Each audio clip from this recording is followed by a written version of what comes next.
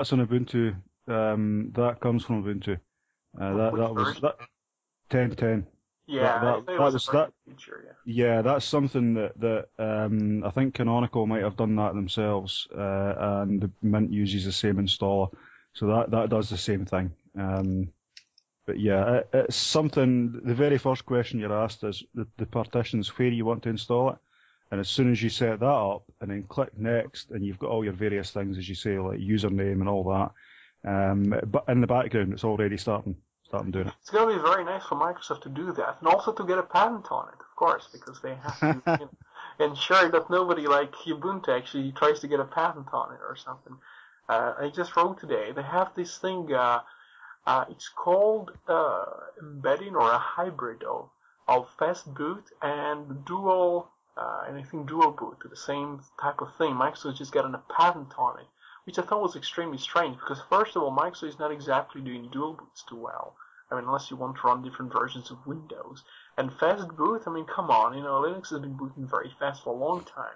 And I think the first time that Microsoft actually got some decent startup time was around like Windows 7, if that counts as very fast. I know of distros now in Linux that run on decent hardware and boot in 10 seconds, and Microsoft is nowhere near to that. Sorry, Roy, I'll have to challenge you there. Windows does boot very quickly if you boot it into safe mode, or certainly faster than the... and then you have all the icons popping up, into the system tray, and I'm very much used to it when I see somebody else computer and they start the computer, I say, oh, it's already there, and I say, hold on, it's not actually responding. You try to open the menu, it's like, no, hold on. Then you see the antivirus splash screen, and there's like thinking, working, coming down. It's really depressing, and you can click things, and I think that's the reason they first put the desktop in front of you, so you feel like you're just about there, it's there, but it's not there, it just doesn't respond. You go, I'm gonna get some coffee. One of the things, just sort of on a side note, one of the things when you're using a computer, the interface is what you see on the screen, and what I've noticed with Macs and with GNOME or KDE or XFC or whatever, is that all the apps have a theme. They look like they belong together. So when you open Firefox, when you open Skype, when you open OpenOffice, the GIMP, whatever it is, they all use the same window borders, the same color scheme on the drop-down menus, and the same. And the tools. They all fit in together. And when you change in Apple you can't change the theme, but the point is they all look like you can actually do it if you really tried hard, but it's right. Well, they don't make it easy.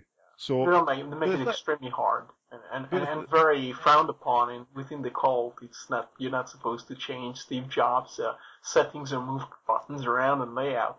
I think it's possible to do all that. So sorry I interrupted you. But I know Fabs from Linux Outpost, he's been writing a lot about it because he's been trying the Macs and explaining how they actually restrict your choices, and you're supposed to use it exactly in the same way as everyone else does. So that shows you the monoculture and the effect of that. So. Yeah. So the point is the interface that you've got, even with Apple, is as much as they lock it down, everything does all fit together, and it's all themed together, and the buttons are in the same place, and everything looks like it belongs together. And the same with KDE, the same with with GNOME, XFCE, all of that. When you're using that environment, you've got that kind of thing. In the Linux world, it's sort of sometimes you're left a little bit out with that. When you use like a GTK app and Qt and KDE or vice versa, and the themes don't quite match up. And I know on the KDE side, they're a lot better at integrating the look of GTK apps into KDE than the other way around, but it still can look a little bit off. But for the most part, everything looks like it belongs. And then you get to Windows, and you've got this horrendous thing that every single app designs its own window borders, and its own colour schemes, and its own themes, and its own little identities, and its own icons, and it's like, what the hell is this? It didn't used to exist, actually. It's more of a... I started to see more and more of this in like 2000 and something. Usually things like antivirus is trying to give you a to contain things without the window borders and giving you all kinds of weird floating interfaces that don't really have the borders where you expect them to be.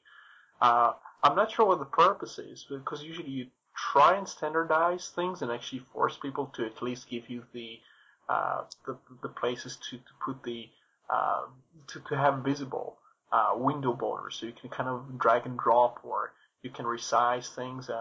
But that's just one of the funny things, though, especially when you have all kinds of toolkits and companies try to distinguish themselves by making things show up in balloons and all kinds of.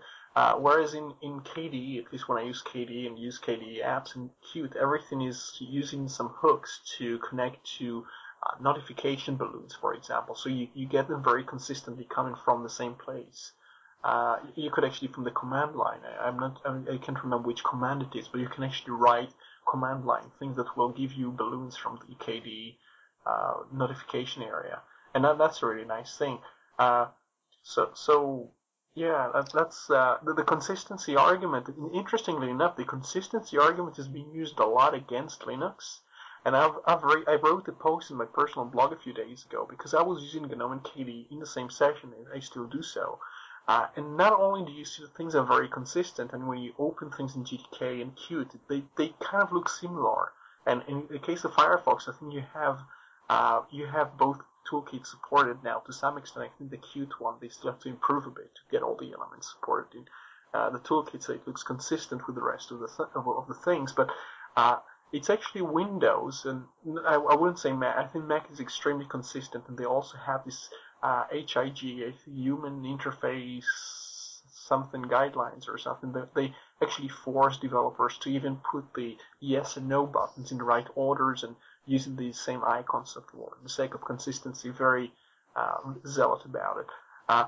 But the thing with Windows, I don't think you can argue it's more consistent and more integrated than Linux in many ways. In fact, just one last thing I'll say is, because of the protocols in Linux are quite consistent and universal and actually work very well with the Unix world, things like SSH and Telnet and FTP, you tend to find it increasingly easier to work between different computers of different desktop environments, different environments. It can be Solaris and Linux. It's very easy to connect these things using NFS, using Samba, even if necessary. Whereas with Windows, it's really not integrated, even within the same operating system or the same Office suite. Things are not compatible between versions. Right, what I suggest, gentlemen. We've got. I just want to briefly run over a couple of headlines that I wanted to mention on the show. They're nothing that requires much of a deep debate, and then we'll press on to the one subject that I know Roy does want to talk about because he hinted to me earlier in regards to it. So I'll leave that one for Roy to surprise everybody with. Very quickly, ACS law, including me. Oh, I beg your pardon, Gordon. I thought you were CC'd on the dent there. So no, it's okay. Don't worry about it. Leave it as a surprise.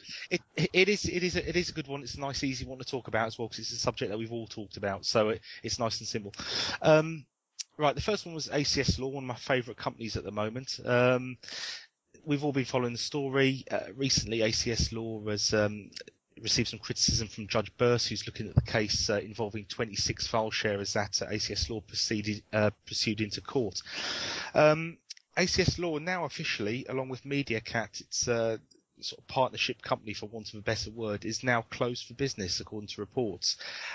Tomorrow is going to herald the ruling by Judge Burse in regards to these 26 cases when he further scrutinises the evidence that is alleged ACS Law doesn't want further scrutiny on. How it will affect the court case, because obviously if the companies are now closed for business and being shut down, I don't know how any ruling would affect them, but it's been suggested that the 26 people that have been dragged to the county court are going to be pursuing Mr. Crosley, who is the sole solicitor for ACS Law. They're going to be pursuing him for harassment damages or damages in general. But again, that's just a mere report. Tomorrow is the court case, so I think after tomorrow afternoon we might hear some very interesting things, and but more importantly, Judge Burse's views on how ACS Law and MediaCat conducted themselves in the pursuit of these file sharers. Another very... Sorry? the person's what's his name, Mr. Crosby, was it? Crossley, Andrew Crossley, yes. Okay. One of the documents, which was, as you know, there was a denial of service